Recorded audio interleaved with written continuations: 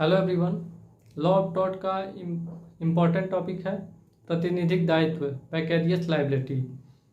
आज हम इसे इतनी सिंपल वे में समझेंगे कि आपको अगर एग्ज़ाम में आ गया तो आप लोग बड़ी अच्छी तरीके से एक्सप्लेन करते हुए इसको लिख लेंगे और बहुत अच्छा नंबर आप लोगों को मिलेगा। देखिए, सामान्यतः हम देखते हैं कि कोई व्यक्ति अपने द्वारा किए गए दोषपूर्ण कार्य या अपकृत कार्य के लिए लायबल यानी कि जिम्मेदार होता है, लेकिन कुछ मामले ऐसे होते हैं जिसमें व्यक्ति जो है वो किसी दूसरे के द्वारा किए गए दोषपूर्ण कार्य या अपकृत कार्य के लिए स्वयं दोषी हो जाता है। ऐसे मामले 3 प्रकार से संबंधित हैं। देखिए, पहला है प्रिंसिपल एंड एजेंट, मतलब प्रमुख और अभिकर्ता का संबंध। इसको हम एक केस के माध्यम से समझेंगे तो हम लोगों को बड़ी अच्छी तरीके से समझ में आ जाएगा। State Bank of India versus Shyam Devi. इस केस में वादी जो रहती हैं वो एक महिला रहती हैं। उनके हस्बैंड द्वारा क्या किया जाता है कि अपने मित्र, उनका जो मित्र रहता है वह स्टेट बैंक ऑफ इंडिया का कर्मचारी रहता है। अपने मित्र को वह क्या करते हैं, कुछ पैसा और कुछ पैसा और चेक उसको देते हैं बैंक में जमा करने के लिए। वह क्या करता है कि उस पैसे और चेक को जमा करने के बजाय अपने ऊपर खर्च कर लेता है, अपने ज़रूरत के लिए खर्च कर लेता है। अब क्या होता है कि उनकी जो पत्नी रहती हैं वो कोर्ट में सूट फाइल करती हैं कि मेरे हस्बैंड ने पैसा और चेक दिया और इन्होंने बैंक में मतलब जमा नहीं किया, वो केस फाइल करती हैं। उसके बाद न्यायालय कहती है कि जिस समय आपके हस्बैंड ने पैसा और चेक दिया कर्मचारी को, कर्मचारी उस समय बैंक के नियोजन में कार्य नहीं कर रहा था, बैंक शाखा में नहीं था। उन्होंने अपने मित्रवत संबंध की वजह से कर्मचारी को पैसा दिया, तो इसके लिए बैंक जो है वो लायबल नहीं मानी जाएगी, बैंक इसके लिए दोषी नहीं मानी जाएगी। एंड सेकेंड है पार्टनर्स, यानी कि भागीदार। जैसे कोई मान लीजिए एक फर्म रहता है, उसमें 2 पार्टनर्स मिलके काम करते हैं, तो 2 पार्टनर्स रहते हैं, उसमें से कोई एक पार्टनर अगर कोई दोषपूर्ण कार्य करता है तो उसके लिए उस दोनों पार्टनर्स की लायबिलिटी बनती है, दोनों पार्टनर्स जो है उसके लिए जिम्मेदार माने जाएंगे। आइए एक केस के माध्यम से इसको समझते हैं। Hamlyn versus Hulston and others and company. Hamlyn versus Hulston and company इस केस का नाम है।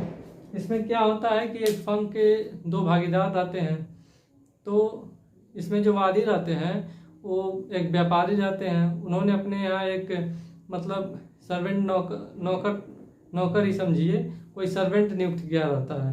तो इस फर्म के जो 2 भागीदार रहते हैं उसमें से एक भागीदार उस सर्वेंट को पैसे का प्रलोभन दे करके कहता है कि जो आपके मालिक के द्वारा व्यापार की गोपनीय बातें हैं उसे आप उजागर करिए, मुझे बताइए, मैं आपको और पैसे दूंगा, और जो आप मालिक के साथ संविदा किए हुए हैं कि कोई भी गोपनीय बात किसी को नहीं बताएंगे, उसको आप तोड़ दीजिए।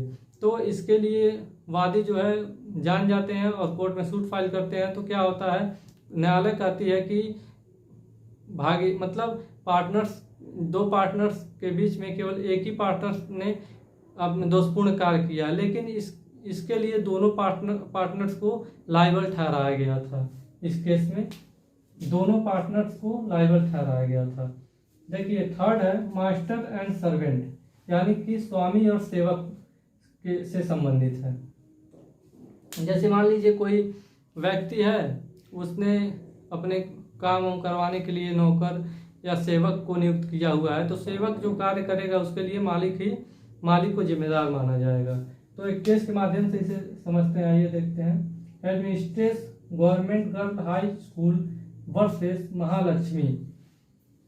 माइनर शब्द इसलिए इसमें दिया गया है क्योंकि जो वादी रहती है वो 18 साल से कम एक लड़की रहती है, कक्षा 9 की छात्रा रहती है, इस वजह से यहाँ माइनर शब्द का यूज किया गया है। देखिए, इस केस में क्या होता है, स्कूल गवर्नमेंट मतलब सरकारी लड़कियों का सरकारी हाई स्कूल रहता है।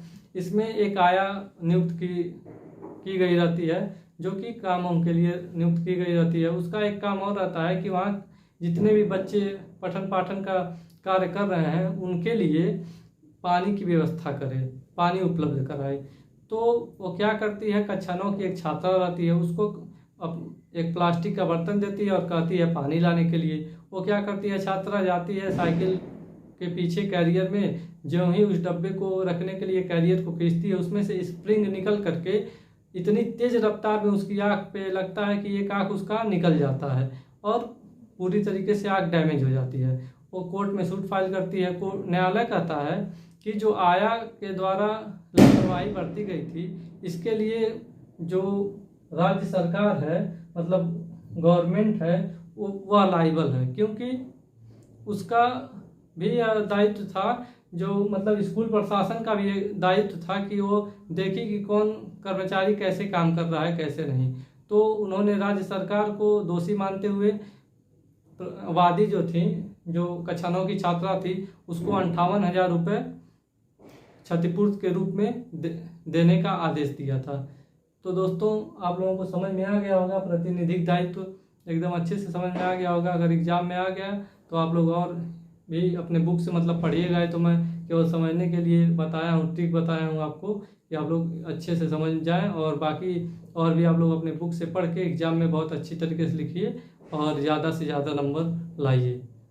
अगर दोस्तों वीडियो पसंद आई हो तो वीडियो को प्लीज़ लाइक कर दीजिए, चैनल को सब्सक्राइब कर दीजिए, और आपके फ्रेंड्स या रिलेटिव में कोई लॉ की पढ़ाई कर रहा हो तो उसको इस वीडियो को शेयर कर दीजिए। Thank you friends.